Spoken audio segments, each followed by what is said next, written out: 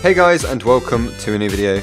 Today I just wanted to show you kind of how I make my thumbnails, because I know a lot of you do YouTube as well, and a lot of you don't really know how to make thumbnails or want your thumbnails to look better. So this is kind of how I do it. Bear in mind, this is probably not the best way to do a lot of the stuff I do in this video, but you know, it gets the job done. So the first thing I do for most of it is the SFM work, which you can see on the screen right now.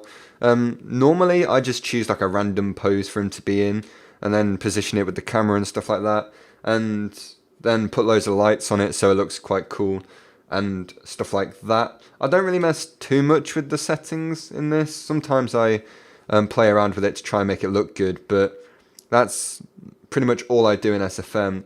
Here, like, I don't know how to fix this, because that just looks bad in my opinion. I don't know why everything just clips so much. Like, I thought this one looked okay-ish, just because, you know, I could, that's fine. I don't know why I thought that was fine. It's a bit, you know what, let's just go with it. So I always put the intensity of the lights really low, and then I put like and then I lower the shadow filter size all the way to the bottom, just so like the scout's not really shiny, and he's got like quite a cool shadow on him as well.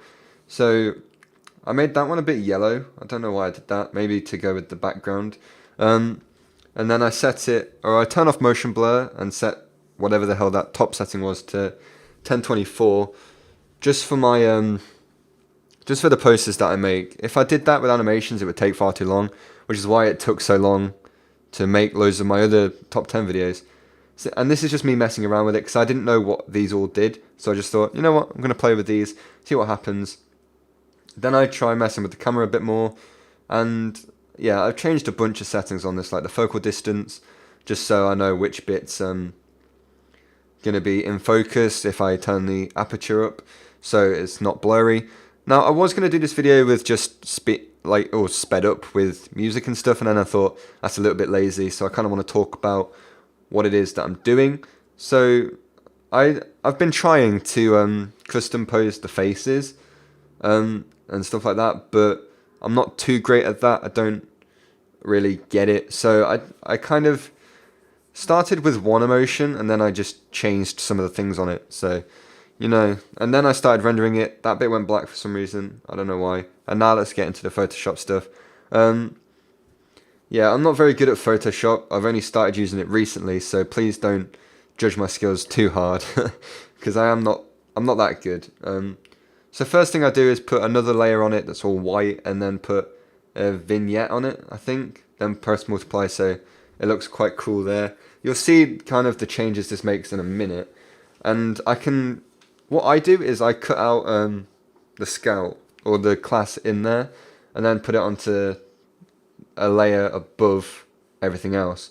So as you can see, like, some of it's a bit brighter around the scout.